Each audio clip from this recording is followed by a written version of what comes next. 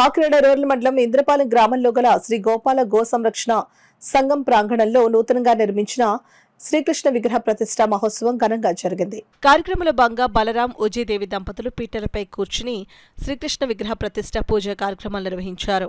పూజలో పాల్గొన్న దంపతులచే మండపారాధన, వాస్తు పూజ, సప్తనది జలాల అభిషేకాలను వేద పండితులు శాస్త్రోక్తంగా జరిపించారు.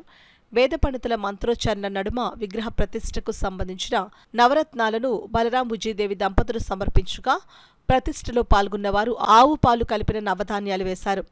ఈ సందర్భంగా అర్చక స్వాములు విగ్రహ ప్రతిష్ఠ విశిష్టతను తెలియజేశారు. అనంతరం పూజలో పాల్గొన్న దంపతులు గోపూజన చేశారు. అందమైన పాలరాతితో చేసిన గోవుల కృష్ణ విగ్రహాన్ని భక్తులు దర్శించుకుని పూజలు చేశారు. గోశాలకు ప్రతీకగా శ్రీ గోపాల కృష్ణ విగ్రహం ప్రత్యేక ఆకర్షణగా నిలిచింది. చక్కగా ఈ ఇంద్రపాలెం గోశాల దీనికి సహకరించినటువంటి ప్రతి భక్తుడిని కూడా ఎంతో వైభవంగా చూడాలని సంకల్పం చెప్తూ అక్కడ మండపారాధన చేస్తారు.